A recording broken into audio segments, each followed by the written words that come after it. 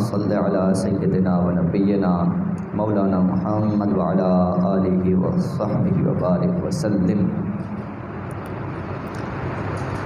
حمد و صلاۃ کے بعد معزز و مکرم سامعین، اللہ رب جلیل کا کرم اور احسان ہے کہ جس نے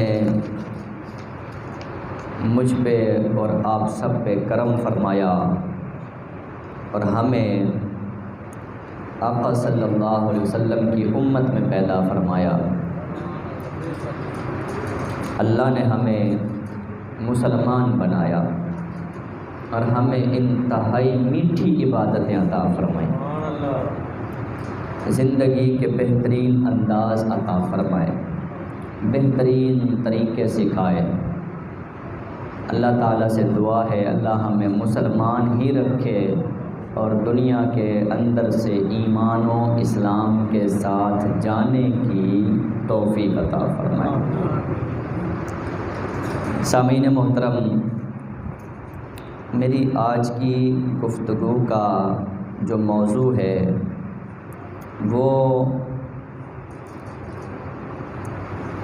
ایک انتہائی ایمان افروز واقعہ ہے، اور اس واقعے کی روشنی میں نے دو موضوع کا احاطہ کرنا ہے۔ دو موضوع کا، ایک تو عبادت کی اہمیت، اس کو لے کر چلنا ہے، عبادت کی اہمیت۔ آج جمعۃ الوداع ہے نا، تو جاتے جاتے رمضان کا جو پیغام بنتا ہے وہ بھی بتا دوں، بیان کرنا چاہوں گا۔ اور دوسرا رشتوں کی اہمیت، یہ میں نے بیان کرنا ہے ایک ایمان افروز، انتہائی ایمان افروز ایک واقعے کی روشنی میں۔ تو میں آپ سے گزارش کروں گا مکمل توجہ کے ساتھ میری آج گفتگو سنیے گا، جو آج تقریر سے زیادہ دل کی باتیں ہوں گی۔ انتہائی خوبصورت واقعہ ہے، انتہائی ایمان افروز واقعہ، اور یعنی بندہ جب ان باتوں کو پڑھتا سنتا ہے کئی جگہوں پر آنسو نکلنا شروع ہو جاتے ہیں آنکھوں سے۔ تو ان دو موضوعات کو میں احاطہ کرنے کی کوشش کروں گا۔ اللہ سے دعا ہے اللہ پاک ہمیں باتوں کو سمجھنے اور اس پہ عمل کرنے کی توفیق عطا فرمائے۔ تو میرا موضوع کیا ہے؟ ایک نماز کی اہمیت، دوسرا رشتوں کی اہمیت۔ ان دو موضوعات کو اس ایک واقعے کی روشنی میں احاطہ کرنے کی کوشش کروں گا۔ یہ تحریر ہے، ایک واقعہ ہے جو ایک ڈاکٹر نے بیان کیا، لیڈی ڈاکٹر تھی، انہوں نے جو ہے وہ یہ واقعہ بیان کیا ہے۔ ان کا نام تھا ڈاکٹر راشدہ کاظمی، اور جو پاکستان ملٹری کی میڈیکل کور میں میجر کی پوسٹ پر ہیں۔ یہ ان کا ذاتی یعنی تجرباتی واقعہ جو ہے وہ بیان کیا گیا۔ وہ کہتی ہیں کہ ایک بار ان کے پاس ایک فوجی آفیسر جو کرنل کے رینک کے تھے، کرنل کے عہدے پر تھے، ان کو لایا گیا۔ تو مسئلہ یہ ہوا تھا کہ ان کی ٹانگ میں گولی لگ گئی تھی، ان کی ٹانگ میں گولی لگی تھی۔ تو اب جس کی وجہ سے ٹانگ ان کی ضائع ہو گئی، اور ان کو بے ہوش کر کے آپریشن کے ذریعے ان کی ٹانگ کو ہمیں کاٹنا پڑا۔ کرنل رینک کا بندہ کسی آپریشن کے اندر جو ہے وہ گولی لگی، ٹانگ کاٹنا پڑی۔ کہتے ہیں آپریشن جو ہے نا وہ کافی لمبا ہو گیا۔ ظہر سے پہلے آپریشن تھیٹر میں لایا گیا، اور عشاء کی اذان ہو رہی تھی جب ہم ان کے آپریشن سے فارغ ہو گئے۔ ان کو ICU منتقل کر دیا گیا۔ تو صبح تک وہ بے ہوش رہے، صبح تک وہ بے ہوش رہے، بارک اللہ قبول فرمائے، صبح تک وہ بے ہوش رہے۔ جب ان کو ہوش آیا تو فجر کی اذان ہو رہی تھی۔ اچھا، جو میں تقریر کر رہا ہوں، میں نے پہلے بتایا تقریر سے زیادہ دل کی باتیں ہیں اثر کرنے والی، دل سے سننی ہے اور توجہ کے ساتھ، اور وہ بات ہوتی ہے کہ دل سے جو بات نکلتی ہے اثر رکھتی ہے، دل سے جو بات، یہ وہ بات بتا رہا ہوں۔ تو کہتے ہیں جب ان کو ہوش آیا تو فجر کا وقت تھا اور فجر کی اذانیں ہو رہی تھیں۔ جیسے ان کو ہوش آیا تو سب سے پہلے انہوں نے ہوش میں آتے ہی وقت پوچھا، ٹائم کیا ہو رہا ہے؟ کرنل صاحب نے، کس نے؟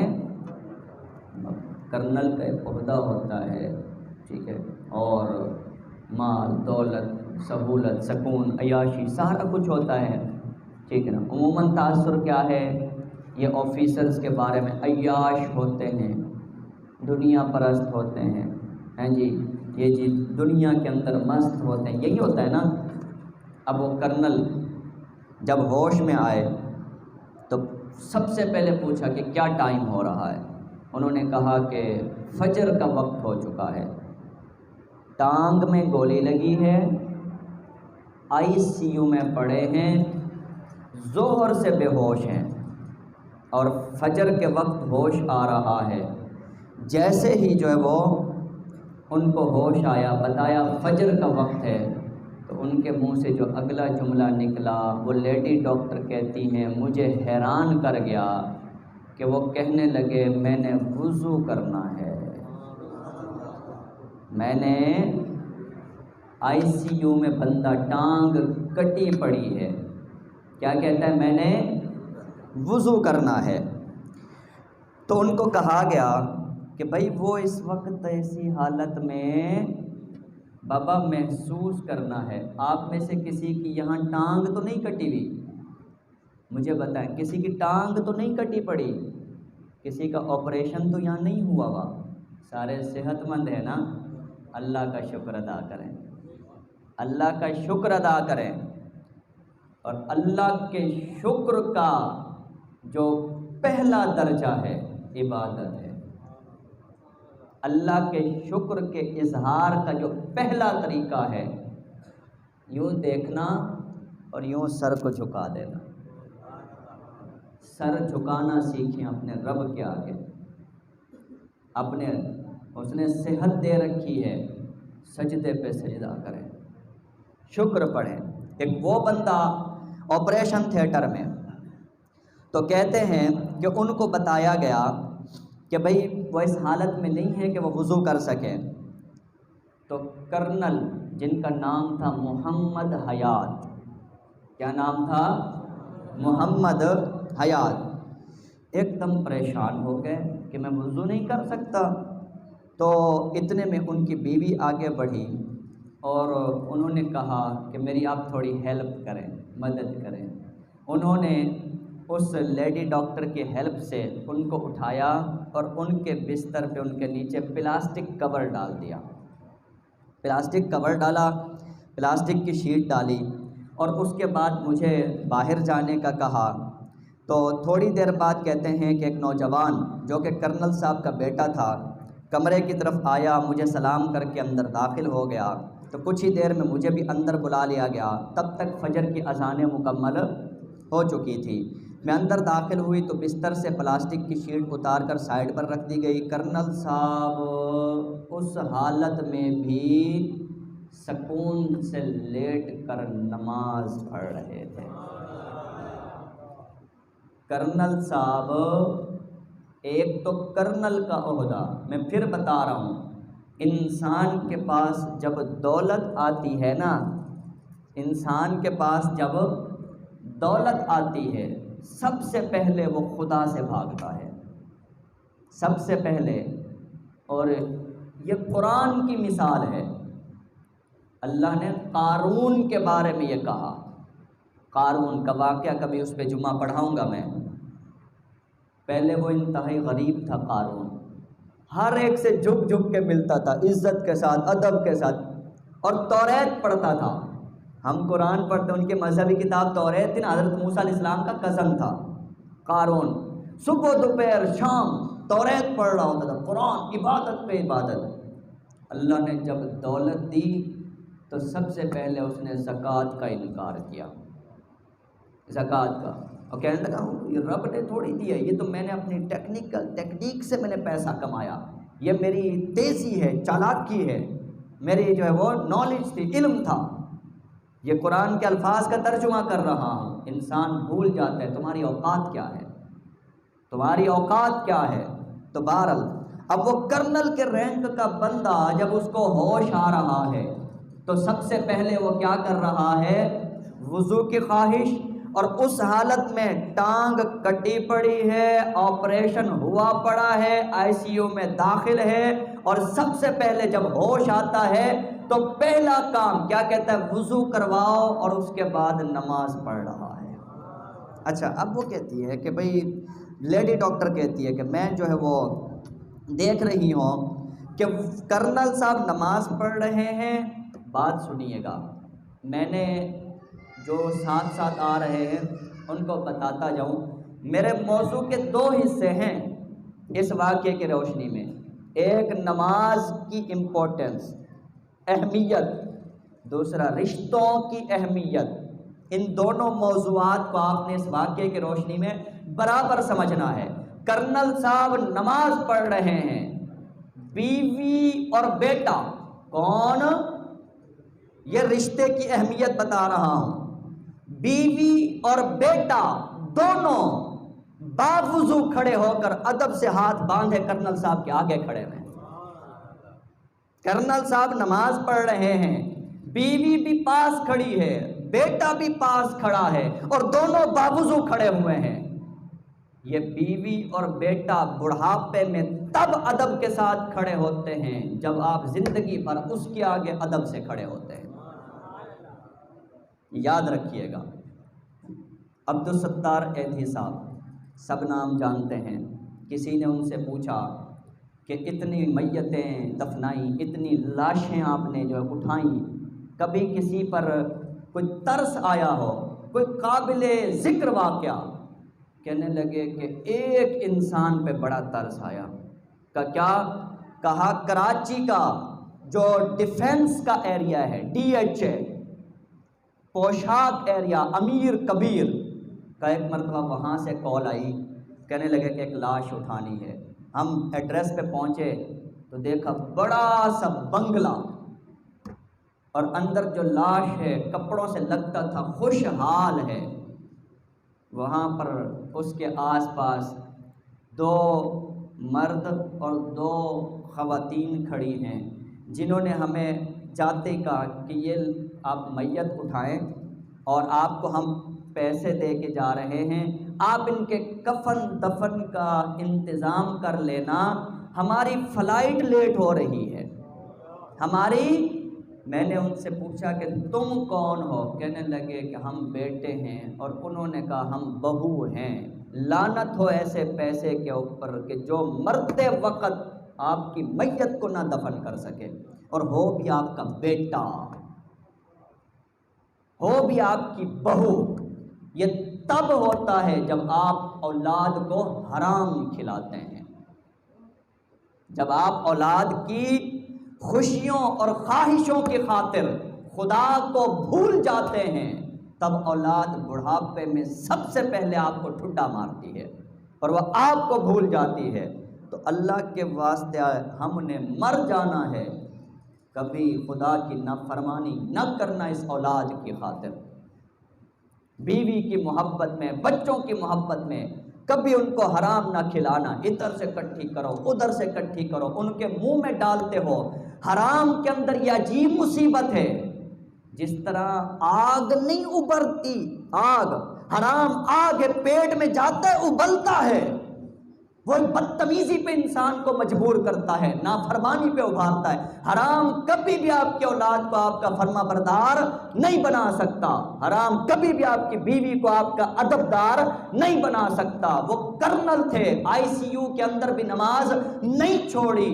تو جب آپریشن ہو رہا تھا، بیٹا بھی قدموں میں کھڑا ہے، بیوی بھی پاس کھڑی ہے، دونوں حالت وضو میں کھڑے ہوئے، اور کرنل صاحب اس حالت میں نماز پڑھ رہے ہیں۔ تو کہتے ہیں کہ بھائی وہ لیڈی ڈاکٹر کہتی ہیں کہ کرنل صاحب نے جیسے نماز مکمل کی تو پہلے بیوی نے نماز پڑھی، پھر بیٹے نے نماز پڑھی، باری باری انہوں نے، مطلب کرنل صاحب کی حالت بھی دیکھنی تھی، ٹھیک ہے نا، ان کی طرف دیکھتے رہے، دونوں نے باری باری نماز پڑھی۔ لیڈی ڈاکٹر کہتی ہیں کہ یہ واقعہ میرے لیے بڑا حیران کن تھا، بہت شوکنگ، کہ میں بھی تو مسلمان تھی۔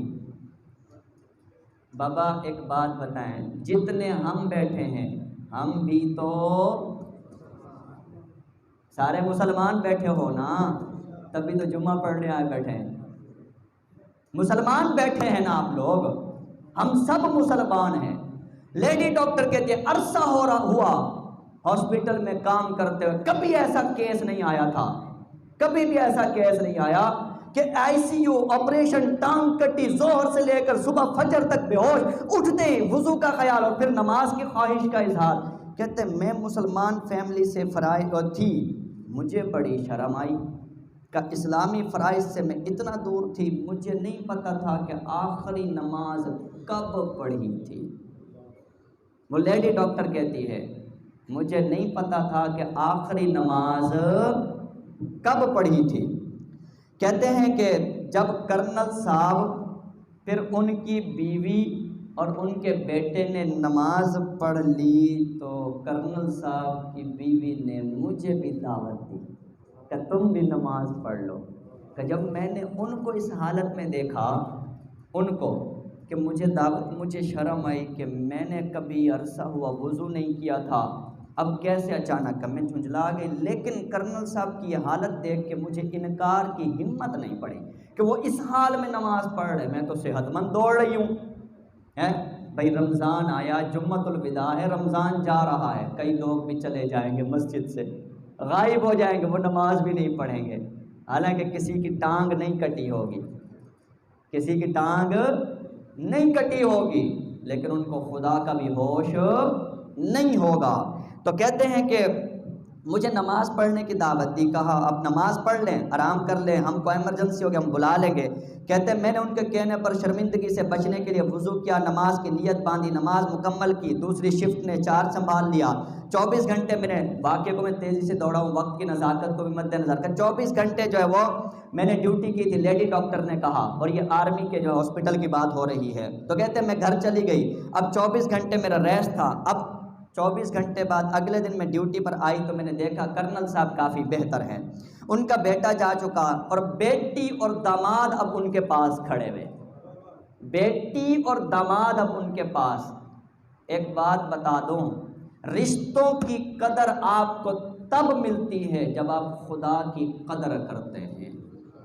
میں نے رمضان کے درس میں ایک جملہ کہا تھا، اگر کسی کو یاد ہو، کہ اگر آپ عبادت کرتے ہیں اور عبادت میں آگے بڑھتے ہیں اور جب گہرائی میں جاتے ہیں تو آپ پہ خدا کا کرم یہ ہوتا ہے کہ آپ کے دل میں رقت پیدا ہوتی ہے، آپ کے دل میں نرمی پیدا ہوتی ہے، اور خدا کے انعامات میں سے، عطاؤں میں سے ایک انعام یہ ملتا ہے کہ آپ کے دل میں رشتوں کی احساس اور قدر پیدا ہوتی ہے، آپ کا دل کرتا ہے کہ میں فلاں سے ملوں، فلاں سے ملوں، فلاں سے بات کرو۔ رشتے اللہ کی نعمت ہیں، رشتے اللہ کی، اور جب آپ کا دل سخت ہو جائے آپ منحوس بن جاتے ہیں، آپ کا دل سخت، اندر سے وحشت ہوتی ہے، آپ خود کے نہیں رہتے دوسروں کے کیا رہیں گے، اور جو خدا کا نہ رہے وہ خود کا بھی نہیں رہتا، اور جو خود کا نہ رہے وہ دوسروں کا کک رہے گا۔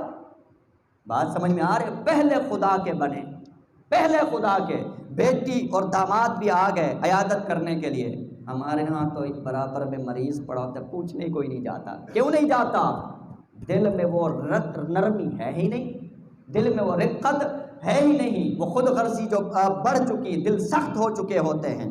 تو کہتے ہیں کہ اب کرنل صاحب کی بیوی نے آ کر بیٹی داماد کو رخصت کر دیا، خود شوہر کی خدمت پر مامور تھی۔ جب ظہر کا وقت آیا تو بیٹے کی منتظر تھیں تاکہ وہ آئے اور بستر پر پلاسٹک کور ڈال کر کرنل صاحب کو وضو کروا سکے۔ ان کا بیٹا لیٹ تھا، مجبوراً انہوں نے مجھ سے ریکویسٹ کی اور میری مدد سے کرنل صاحب کے نیچے پلاسٹک شیٹ ڈال کر کمرے سے مجھے باہر بھیجا، وضو کروایا، اور پھر کرنل صاحب نے ظہر کی نماز پڑھی، فجر کے بعد ظہر کی نماز پڑھی۔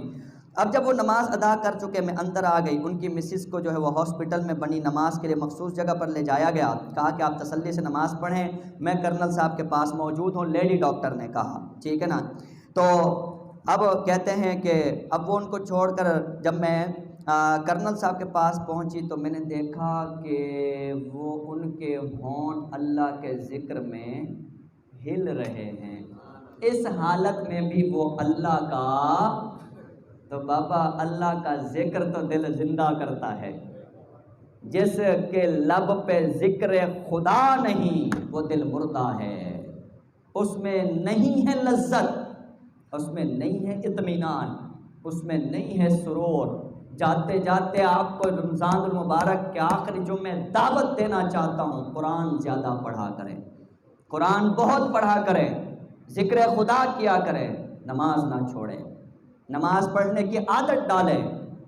آپ کی اور ہماری مجبوری یہ ہے کہ یہاں پر بیٹھ کے ہم لوگ دین کو اس طرح نہیں بتاتے کہ آپ کے دل میں تیر بن کے اتر سکے، نہیں بتاتے اس طرح۔ ہم مجبوری کا دین بتاتے ہیں، آپ مرضی کا دین سننا چاہتے ہیں۔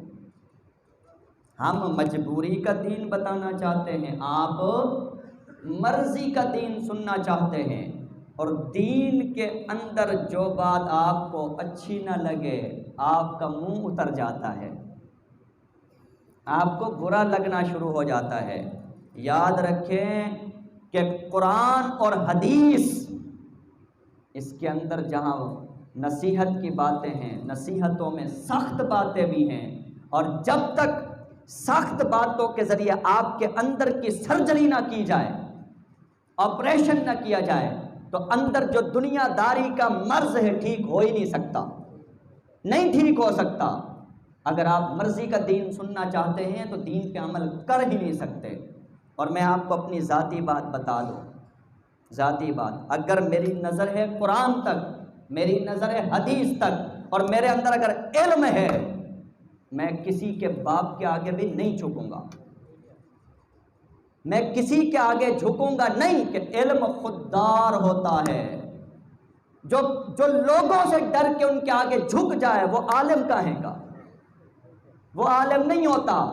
تو کم از کم مجھ سے نہ توقع رکھیے گا کہ میں آپ کے آگے من من کرتا پھروں گا، نہ، عاجزی اور چیز ہے، عاجزی اخلاق اور چیز ہے، عزت اور چیز ہے، برابری کی بنیاد پر عزت ہم پوری دیں گے آپ کو، عاجزی بھی پوری ہے۔ لیکن اگر کوئی یہ سمجھے وہ آکڑ دکھا کے میرے اوپر وہ اپنی برتری منوا لے، مرتے مر جائیں گے، پوچھیں گے بھی نہیں اس کو، وہ یوں منہ پھیرے میں منہ پھیر کے چلا جاؤں گا، یہ خدا کی غیرت کا سوال ہے، دین کی خودداری کا یہ سوال ہوتا ہے۔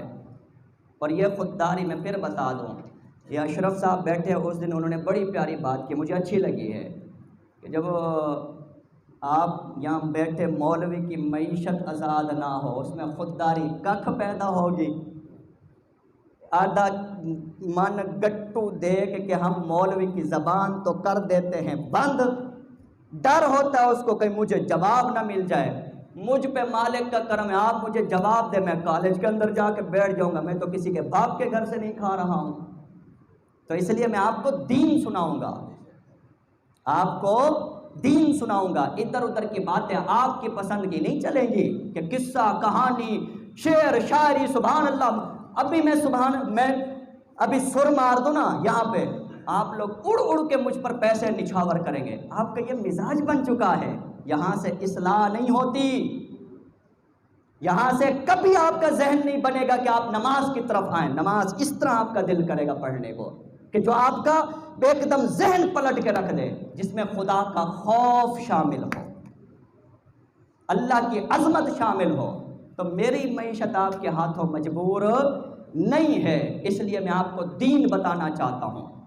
تبھی اللہ نے کہا، گلا تو گھونٹ دیا اہل مدرسہ نے تیرا، کہاں سے آئے صدا لا الہ، الا اللہ. بابا لا الہ الا اللہ یہ اتنی بڑی غیرت سکھاتا ہے کہ کسی کے دل میں اتر جائے تو وہ تو اللہ کے علاوہ کسی کے آگے جھکنے نہیں دیتا. یہ غیرت سکھاتی ہے. ٹھیک ہے. اور ادھر ہماری مسجدوں کا نظام یہ ہے کہ تھوڑے سے پچھلے جمعے میں نے کہا تھا پیسے دے کر مولوی کا گلا گھونٹ دیتے. جو اگر مولوی کوئی بات کرے تو جناب عوام ناراض. ہاں جی مولوی کٹو. ڈاکٹر صاحب اسی بھی اس دن دے سکتے میں چاہاں گا مولوی کٹو. چنگا بھائی پاؤں ہلنے کے اوپر مولوی کٹو. یاری یہ طریقہ ہے؟ یہ آپ لوگوں کا جو نا وہ ذہن کا لیول ہے. اتنی گری ہوئی گھٹیا سوچ ہے. نہ علم نہ شعور نہ فرض کا پتہ نہ واجب کا پتہ. مرضی کا دین سننا چاہتے ہیں تو نماز کس کی پڑھتے ہیں؟ آپ لوگ مسجد سے باہر چلے جاؤ جو اس طرح کی نماز پڑھنے آتے ہو میرے پیچھے. نہیں چلے گا اس طرح کا. دین غیرت سکھاتا ہے. دین خودداری سکھاتا ہے. عبادت آپ کو سر اٹھانا سکھاتی ہے لیکن تکبر نہیں سکھاتی. بات سن رہے ہیں؟ تکبر ہاں عزت دو عزت لو برابری. اور اس طرح کے دین کا آپ ذہن بناؤ تب خدا کے رستے پہ چل پاؤ گے. اور ہم نے دین کا حلیہ بگاڑ کے رکھ دیا. مولویوں نے بھی اور نمازیوں نے بھی. عوام نہیں کہتا نمازیوں نے بھی اس طرح کا دین نہ لے کر چلو. اللہ کے واسطے دین پہ چل بھی نہیں پاؤ گے آپ لوگ. میں قسم کھا کے کہتا ہوں نہیں چل پاؤ گے آپ لوگ. نماز بھی پڑھو گے تو جھوٹ کی پڑھو گے. آپ کو نماز کا حقیقت ہی نہیں سمجھ میں آئے گی. صحیح نا؟ آپ کو حقیقت پتہ ہی نہیں چلے گی. جو آپ کو نہ قرآن سنا ہے نہ حدیث سنا ہے, آپ کو قصے کہانیوں میں قرآن کی حقیقت دین کی حقیقت پتہ چلے گی, آپ نماز کیسے پڑھ سکیں گے؟ یہ تو پتہ ہی قرآن اور قرآن و حدیث علاج ہے. قرآن حدیث اگر آپ دین سننا چاہتے ہیں تو دل بڑا کریں, ظرف بڑا کریں, سوچ بڑی کریں. تو وہ کہتے ہیں کہ میں کرنل صاحب کے پاس پہنچی لیڈی ڈاکٹر. میں پریشان تو تب سے تھی, شوق کہ اس حالت میں بھی نماز. تو وہ کہتے ہیں کہ میں نے نا کرنل صاحب سے گزارش کی کہ میں آپ سے یہ پوچھنا چاہتی ہوں کہ آپ نے اس حالت میں بھی کہ آپ اتنی تکلیف میں تھے آپ نے نماز نہیں چھوڑی. لیڈی ڈاکٹر کرنل صاحب سے پوچھتی ہے, کہتی اس کی کیا وجہ؟ کہتی ہیں کرنل صاحب نے جواب دیا, اب دل سے سنیے گا, کہ اس کے پیچھے ایک کہانی ہے اور بڑی درد بھری کہانی ہے. صحیح نا؟ تو کہتے ہیں وہ آپ کو سننا پڑے گی. کہتے ہیں میں نے سننے کی خواہش کا اظہار کیا. اب کرنل صاحب نے بتایا, میں نے بتایا میرا آج کا موضوع, آج کے جو تقریر ہے 2 ٹاپک ہیں. ایک نماز کی گہرائی اور حقیقت, دوسرا رشتوں کی اہمیت. کہتے ہیں کرنل صاحب کہ اسٹوری یہ ہے کہ میرے والدین کے اندر علیحدگی ہو گئی تھی. میرے والد نے میری ماں کو طلاق دے دی تھی. میں نے والد کے پاس پرورش پائی. بالغ ہونے تک ماں سے نہ ملا تھا. مجھے یہ بتایا گیا کہ تمہاری ماں مر چکی ہے. کوشش کریں کہ اس طرح کی زندگی نہ گزاریں. ہمارا دین نہیں چاہتا, ہمارا دین نہیں چاہتا. اس لیے سب سے زیادہ ناپسندیدہ جو چیز ہے وہ اللہ کے ہاں طلاق ہے. سب سے زیادہ ناپسندیدہ. اور اللہ کے ہاں سب سے اہم رشتہ میاں بیوی کا ہے. میرا جملہ لکھ لیں, ماں باپ سے بھی زیادہ اہم رشتہ میاں بیوی کا ہے. آزمائش بھی اسی کی زیادہ ہے. آزمائش بھی اس کی اہمیت آپ یہ دیکھو, کائنات کا پہلا جو رشتہ بنا کون سا ہے؟ میاں بیوی کا, آدم و حوا علیہم السلام. اس کی اہمیت کیوں ہے؟ اسی سے نسل انسانی کی بقا ہے. اور اللہ کو انسان بہت پسند ہے. بابا اپنی اہمیت پہ تو سبحان اللہ کہہ دو. اللہ کو انسان بہت پسند ہے, تبھی تو اپنا نائب بنا دیا, تبھی تو اپنا خلیفہ بنا دیا. تو سب سے زیادہ آزمائش بھی اسی کی زیادہ ہے, اسی رشتے کی. اللہ قبول فرمائے. سب سے زیادہ آزمائش بھی اسی رشتے کی ہے. تو یاد رکھیں والدین کی عزت کے حوالے سے اہمیت زیادہ ہے اور میاں بیوی کی رشتے کی نبھانے کے حوالے سے اہمیت زیادہ ہے، بہت زیادہ اس کے اوپر تاکیدات ہیں۔ اچھا، وہ کہتے ہیں کہ میرے ماں، یہی کہا گیا کہ میری ماں مر چکی ہے، والد صاحب پنڈی میں مقیم، تو میں والد صاحب کے ساتھ رہتا تھا۔ ایک دن ایک پکی عمر کا انسان، کہتے ہیں وہ میرے والد صاحب کے پاس آئے گھر پہ، تو میرے والد نے مجھے کمرے سے باہر بھیج دیا، خود ان سے بات کرنے لگے۔ کہتے ہیں انسانی فطرت کیا تو مجبور، میں بھی دروازے پہ کان لگا کے کھڑا ہو گیا کہ مجھے کیوں باہر نکالا، آج سے پہلے تو نہیں نکالا گیا تھا۔ تو میں گفتگو سننے کی کوشش، کرنل حیات صاحب یہ بات بتا رہے، کہتے میں گفتگو، اس وقت میں نوجوان تھا، تو کہتے دروازے کے پاس کھڑے ہو کے گفتگو سننے کی کوشش کر رہا تھا، ناکام ہو رہا تھا۔ مجھے اینڈ میں صرف ایک فقرہ سنائی دیا، کیا؟ جب میرے والد صاحب نے دوڑ کے کہا کہ دفع ہو جاؤ میرے گھر سے ورنہ یہیں مارے جاؤ گے، دفع ہو جاؤ میرے گھر سے ورنہ، اس نوجوان کو کہا، کہتے ہیں کہ اور تمہارا کوئی وارث بھی نہیں بنے گا۔ دروازہ کھلا، اجنبی شخص باہر نکل گیا، لیکن میں نے جب اتنی سخت بات سنی تو میں تجسس کی وجہ سے گھر سے اس سے بھی پہلے باہر نکلا، گلی میں پہنچ گیا تاکہ میں اس سے ملاقات کروں اور پوچھ تو سکوں کہ کیا ماجرا ہے، آج تک تو کبھی ایسا نہیں ہوا۔ تو کہتے ہیں کہ جب میری اس سے ملاقات ہوئی تو اس نے مجھے کسی اپنے کی طرح سینے سے لگایا، ہائے ہائے ہائے، اپنے کی طرح کا ماتھا چوما اور کہنے لگا میں تمہارا ماموں ہوں۔ کیا کہا؟ میں تمہارا بابا۔ ہر رشتہ نعمت ہے، ہر رشتہ، چھوٹی چھوٹی باتوں کی وجہ سے لڑائیاں کر کے آپس میں ناراضگیاں نہ کھڑی کر دو، جواب دہ ہوگے، ذمہ دار ہیں آپ لوگ۔ اللہ نے رشتہ نبھانے کا حکم دیا ہے، کاٹنے کا حکم میرے کل کی عید کا موضوع بھی یہی ہوگا، ابھی بتا دیتا ہوں۔ عید خوشی کا نام ہے، دل کی خوشی پانی ہے، معاف کرنا سیکھو اور جھکنا سیکھو۔ دل کی خوشی پانی ہے نا، تو جھکنا سیکھو۔ حقیقی خوشی اللہ نے عاجزی میں رکھی ہے، آکڑ میں نہیں رکھی ہوئی، تکبر میں۔ وہ کہتے ہیں انہوں نے کہا میں تمہارا ماموں ہوں اور آیا اس لیے تھا کہ تمہاری ماں کا آخری وقت ہے، تمہاری ماں کا آخری وقت ہے، بس وہ تم سے ایک بار ملنا چاہتی ہے، ماں ہے نا، نہیں رہ پاتی اولاد، آخری وقت ہے، تم سے ملنا چاہتی ہے، ہو سکے تو آ جاؤ۔ بابا ماں بھی ٹوٹی ہوتی ہے، ماں کا ہر رشتہ ٹوٹا ہوتا ہے، جھکا ہوتا ہے، کوئی انا نہیں، کوئی آکڑ نہیں، ماں نے کہلوا بھیجا، ماں کے جانے کا وقت تھا، جو اتنا عمر نہیں ملا شاید اب ملنے آ جائے، اکھیاں اڈیک رہی ہوں جانے، ہاں جی، آنکھیں دیکھ رہی ہوتی ہیں، یہ وہ رشتہ ہے۔ مجھے یاد ہے کہ میرے والد صاحب کا 1 برس قبل انتقال ہوا، میں تب سیالکوٹ میں تھا، تو صرف باقی سب پہنچ گئے، میں دور تھا، تو اب یہ والدہ اور گھر والوں کا کہنا کہ جب تک آپ نہیں پہنچے، والد صاحب جب تک رہے تو میرا پوچھتے رہے، اور جب چلے بھی گئے ان کی آنکھ کھلی ہوئی تھی، اور جب میں پہنچا تو ان کی آنکھ تب بند ہوئی ہے۔ رشتے یہ نعمت ہیں، بابا قدر کرنا سیکھو۔ اگر آپ نہیں قدر کر پا رہے، آپ مسلمان ہی نہیں ہیں، آپ مسلمان نہیں ہیں اگر رشتوں کی قدر نہیں کر پا رہے، اور رشتوں کی قدر عبادت سے ملتی ہے۔ بتا دو، میں دل سے باتیں سنا رہا ہوں آپ کو، سن لیجئے گا، آخری جو میں پھر وقت لیٹ نہیں کروں گا، میرا آپ سے بات ہے، میری خود طبیعت کے اندر پابندی ہے، آج کا آخری پھر نہیں وقت لیٹ کروں گا، سن لیں۔ آج کئیوں کے دل کا بوجھ اتر جائے گا، کئیوں کے آنکھوں سے آنسو رواں ہو جائیں گے، دل ہلکا ہو جائے گا۔ کہتے ہیں کہ مجھے ساتھ یہ کاغذ کا ٹکڑا پکڑایا جس پہ ایڈریس تھا، وہ چلے گئے، صحیح ہے نا؟ کہتے ہیں لیکن میں صدمے میں، حیرانگی میں، پریشانی میں اور تکلیف میں کہ مجھے تو کہا گیا ماں مر گئی ہے، اور یہ کہہ رہے تمہارا ماموں اور ان کا ماں کا آخری وقت۔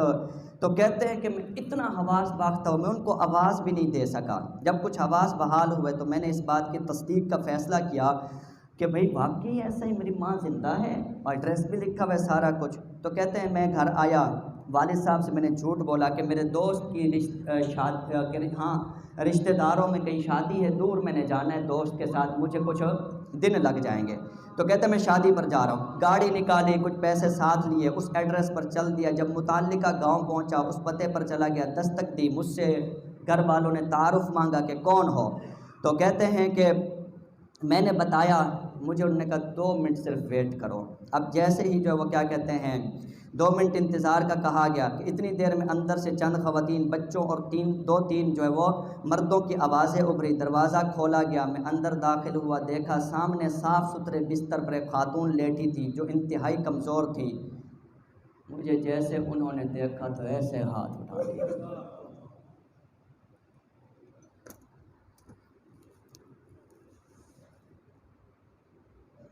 اللہ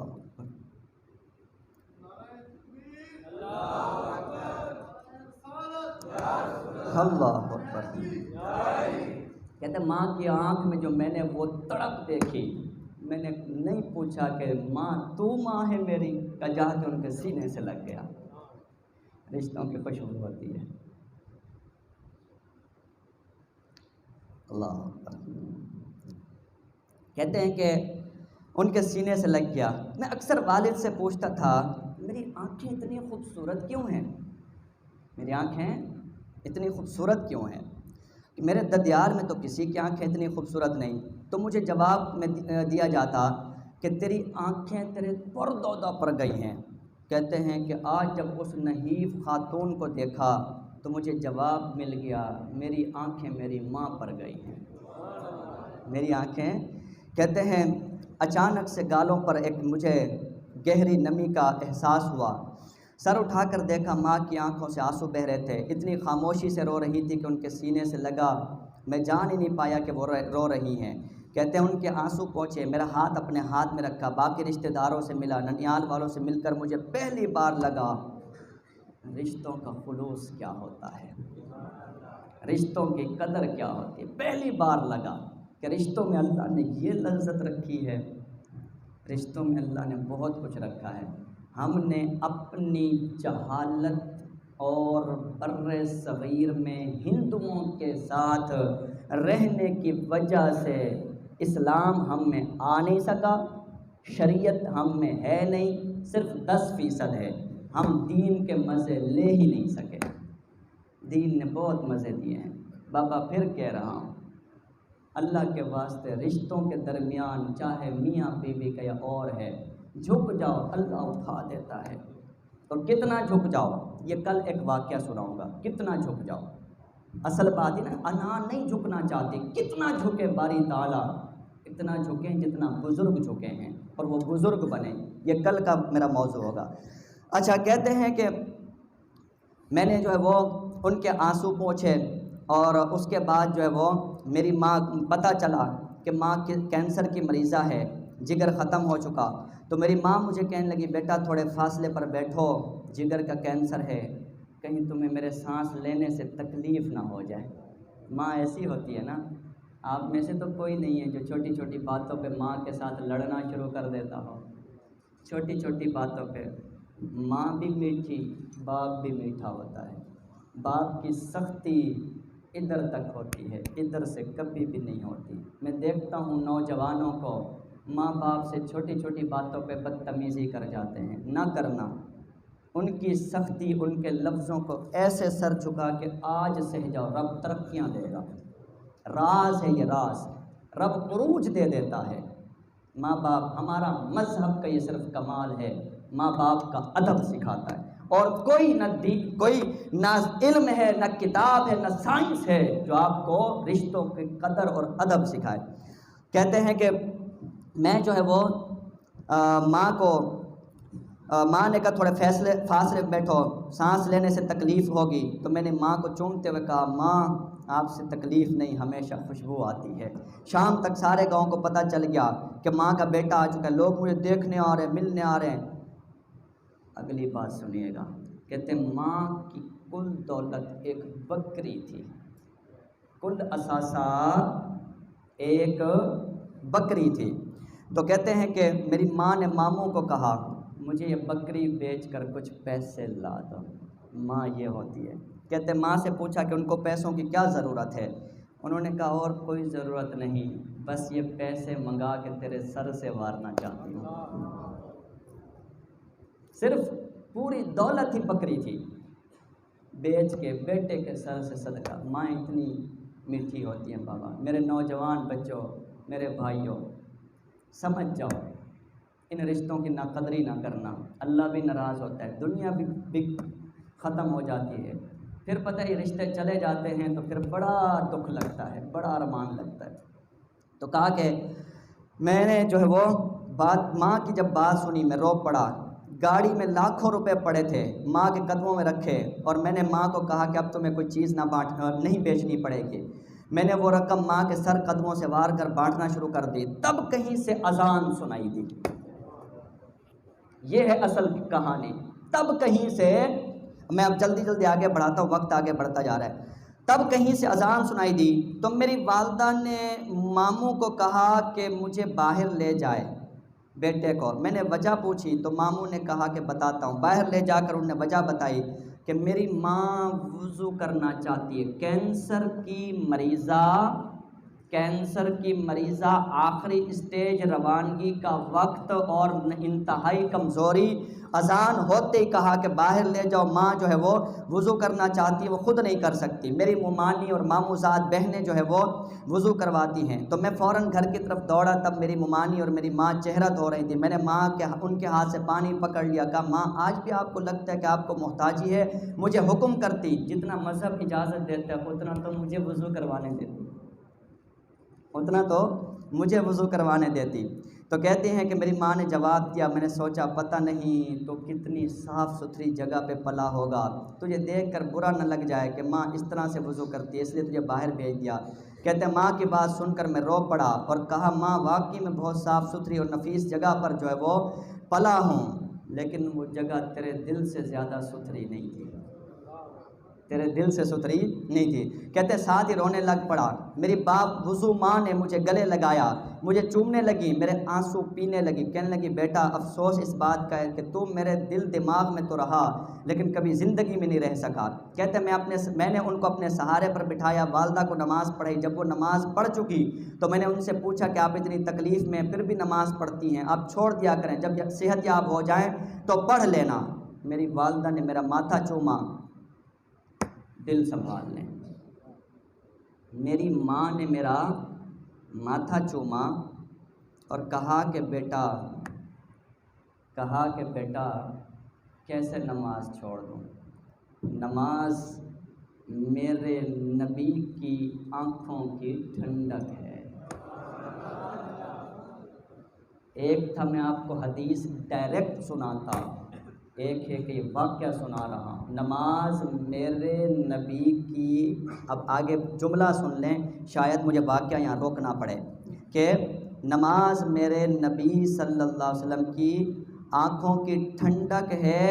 اور اے نماز پڑھنے آنے والوں اور پھر نماز چھوڑنے والوں، غور کر لیجئے گا، ماں بیٹے کو کہہ رہی ہے، ماں بیٹے کو کہہ رہی ہے کہ نماز میرے نبی کی، آپ بھی بول دیں، نماز میرے نبی کی، اور ماں کہتی ہے کہ آنکھوں کی ٹھنڈک کیا ہوتی ہے بیٹا مجھ سے بہتر کوئی نہیں جان سکتا۔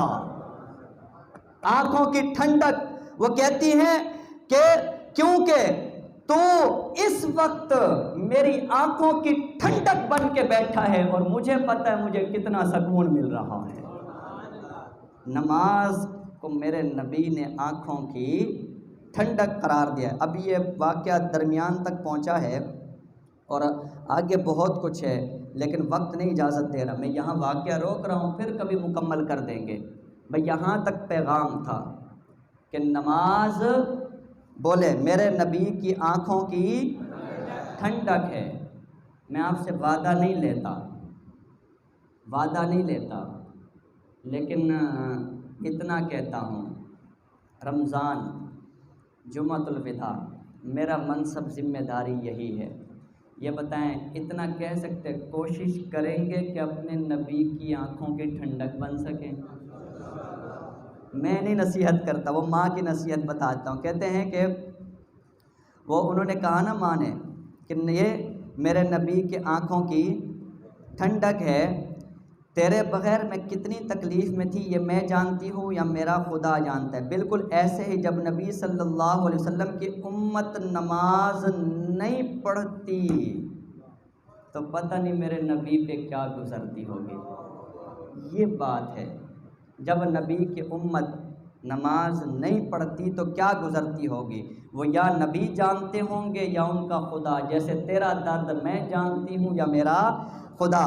تو کہتے ہیں کہ میری ماں نے مجھ سے اس وقت وعدہ لیا تھا، وہ جو ٹانگ کٹی پڑی اور ہوش آتے ہی، اور کہا تھا اسلام حکم دیتا ہے اگر تم پانی میں ڈوب رہے ہو اور تم کو اذان سنائی دے تو تم پر فرض ہے کہ ڈوبتے ہوئے بھی نماز کی نیت باندھ لو۔ یہاں تو میں صرف بیمار ہوں، اور ہم تو بیمار بھی اور نماز کیوں چھوڑ دیتے ہیں کہ اس کی اہمیت کا پتہ نہیں ہے، ٹھیک ہے نا۔ تو وہ کہنے لگے کہ ہو سکے تو کبھی نماز نہ چھوڑنا۔ اس دن سے میں نے نماز کو پکڑ لیا ہے اور وعدہ کر لیا نماز نہیں چھوڑوں گا۔ میں ایک حدیث صرف آپ کو سنا کے گفتگو ختم کر رہا ہوں۔ ایک حدیث رسول اللہ صلی اللہ علیہ وسلم نے فرمایا، حضرت ابو ہریرہ سے مروی، اور یہ ترمذی کی حدیث پاک ہے، ترمذی، احمد بن حنبل اور ابن حبان وغیرہ میں، ان اللہ تعالی یقول، آپ بھی غور سے سن لیں، اللہ فرماتا ہے یا ابن آدم، اے ابن آدم، تفرغ لعبادتی، سارے سن لو، اللہ کہہ رہا ہے میری عبادت کے لیے وقت نکال۔ کتنا ٹائم لگتا ہے؟ 10 منٹ، فجر میں، ظہر میں 15 منٹ، گھنٹہ ہے نا۔ میری عبادت کے لیے وقت، اور جمعے کا دن صرف گھنٹہ سوا گھنٹہ، اس دوران میں سونا بھی حرام اور کھانا پینا بھی حرام اور کاروبار بھی حرام ہے، کہ رب نے کہا جب اذان ہو جائے تو پھر مسجد کی طرف فسعوا، دوڑ لگا پڑو، آرام سے نہ بیٹھو، پھر سکون گھر میں نہیں آنا چاہیے۔ کیا اتنا نہیں نکال سکتے؟ کہ تفرغ لعبادتی، میری عبادت کے لیے وقت نکال، املأ صدرک غنى، میں تیرا دل امیر کر دوں گا۔ تیرا دل امیر کرنے کا مطلب کیا ہے؟ دل امیر نہ ہو تو سندھ کے ایک سیاستدان کی زمین کے اندر 10 ریلوے کے اسٹیشن آتے ہیں، اس کی حوث اب بھی نہیں مر رہی، وہ اب بھی ملک لوٹ رہے ہیں۔ اگر دل نہ بھرے تو اس غریب عوام کا خون نچوڑ کے وہ ہمارے ٹیکسوں سے عیاشیاں کریں، دل پھر بھی نہیں بھرتا، اور دل بھر جائے، ایک وقت کی روٹی مل جائے تو بھی کافی ہوتی ہے۔ اگلی بات سنیں کہ املأ صدرک غنى، تیرا دل امیر کر دوں گا، واسد فقرک، تجھے خود رزق دوں گا، تیری تنگ دستی مٹا دوں گا، تیرے فقر محتاجی کے دروازے بند کر دوں گا، رزق کے اسباب پیدا کروں گا۔ جڑے ساڈے کو لا کے تویزاں تے گل کر دینے، مینوں دسو تسی نماز پڑھتے ہو؟ اگر نماز آپ لوگ نہیں پڑھتے، نہ دم کروائیں نہ ہی آپ ہم سے تویز لیں۔ اگر آپ نماز نہیں پڑھتے، نماز پڑھنے کی عادت عبادت، اور عبادت میں سب عبادتیں شامل ہیں۔ کہ وَإِلَّا تَفْعَلْ، اگلی بات سن لیں، اور اگر تم ایسا نہیں کر سکتے، اگر تم ایسا نہیں کر سکتے، مَلَأْتُ يَدَيْكَ شُغْلًا، ادھر دیکھیے گا، سارے میری طرف دیکھو، کہ اگر تمہارے پاس نماز کے لیے وقت نہیں تو کہا مَلَأْتُ يَدَيْكَ شُغْلًا، میں تمہارے ہاتھوں کو ایسے ایسے مصروف رکھ کر دوں گا، ایسے بزی ہو جائیں گے دنیا کے اندر، تمہیں بے ہوش کر دوں گا دنیا میں، دنیا کے اندر تم بے ہوش رہو گے، تمہیں ہوش نہیں ہوگا، حوث لگ جائے گی، مارے مارے پھرو گے، کبھی ادھر بھاگو گے کبھی ادھر بھاگو گے، تمہیں سکون تک نہیں ہوگا، جو تمہاری کمائی دولت ہے خود وہی کھانا نصیب نہیں ہوگی۔ میں نے ایسے بندے کو دیکھا ہے، سامنے روٹی رکھی ہوئی 1.5 گھنٹہ ہو گیا، روٹی رکھی ہوئی ہے، پیسہ آ رہا ہے، روٹی نہیں کھانا نصیب ہو رہی۔ وہ ایسی دولت کا کیا کرنا بابا جس میں آپ کو روٹی نصیب نہ ہو، اور کہا ولم اسد فقرک، اگر تم جاؤ روٹی کماؤ لیکن میری عبادت نہ کرو، تمہاری محتاجی کبھی بھی نہیں ختم کروں گا۔